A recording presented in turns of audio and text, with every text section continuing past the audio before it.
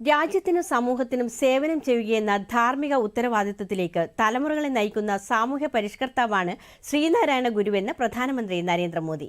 ന്യൂഡൽഹിയിൽ ഗുരു ഗാന്ധി സമാഗമ ശതാബ്ദി ആഘോഷത്തിന് തുടക്കം കുറിക്കുകയായിരുന്നു പ്രധാനമന്ത്രി. ശ്രീനാരായണ ഗുരുവും മഹാത്മാഗാന്ധിയും തമ്മിലുള്ള കൂടിക്കാഴ്ച സ്വാതന്ത്ര്യസമര പോരാട്ടത്തിന് പുതിയൊരു ദിശ നൽകിയതായും വികസിത ഭാരതമെന്ന യാത്രയ്ക്ക് പ്രചോദനം പകർന്നതായും പ്രധാനമന്ത്രി പറഞ്ഞു.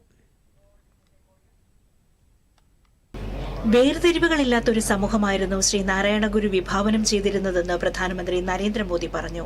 പാർശ്വവൽക്കരിക്കപ്പെട്ടവരെയും അധസ്ഥിതരെയും സംബന്ധിച്ച് എന്ത് പ്രധാനപ്പെട്ട തീരുമാനമെടുക്കുമ്പോഴും ഗുരുദേവന്റെ തത്വങ്ങൾ ഓർമ്മിക്കുമെന്ന് പ്രധാനമന്ത്രി പറഞ്ഞു. സാമൂഹ്യ വിപത്തുകളെക്കുറിച്ച് സംസാരിക്കാൻ ഭയപ്പെട്ടിരുന്ന ഒരു കാലഘട്ടത്തിൽ അതിനെതിരെ പോരാടിയ ശ്രീനാരായണ ഗുരു സത്യത്തിലും ധർമ്മത്തിലും സമത്വത്തിലും വിശ്വസിച്ചിരുന്നു.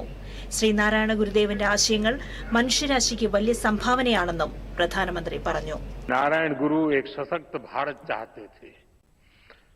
भारत के सशक्तिकरण के लिए हमें आर्थिक, सामाजिक और सैन्य हर पहलू में आगे रहना है.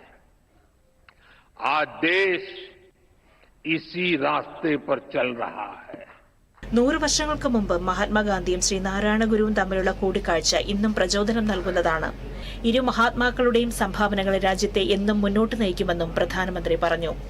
ഗുരുദേവന്റെ അഷ്ടലക്ഷ്യമെന്ന ആശയം പ്രധാനമന്ത്രി നരേന്ദ്രമോദി നടപ്പിലാക്കിയെന്ന് ചടങ്ങിൽ പങ്കെടുത്ത കേന്ദ്ര സഹമന്ത്രി ജോർജ് കുര്യൻ പറഞ്ഞു.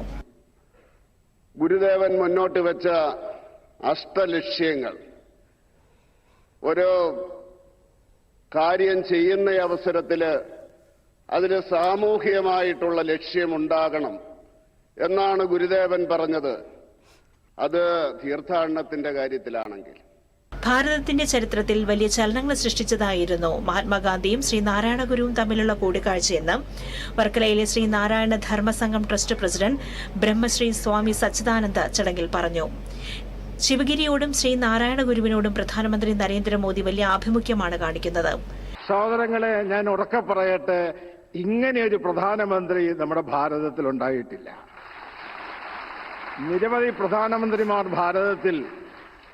ഭാരതം ഭരിച്ചു എങ്കിൽ തുല്യമായ കാഴ്ചപ്പാടോടുകൂടി, തുല്യമായി ഭേദചിന്തകൾക്ക് അതീതമായി അധസ്ഥിത പിന്നോക്ക ജനവിഭാഗങ്ങളെ സ്നേഹിച്ചുകൊണ്ടും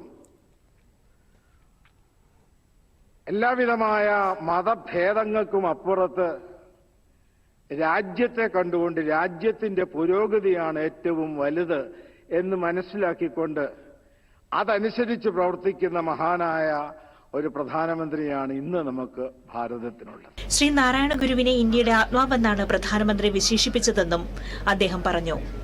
അടൂർ പ്രകാശ് MP ഉൾപ്പെടെയുള്ളവർ ചടങ്ങിൽ പങ്കെടുത്തു. News desk, Doordarshan.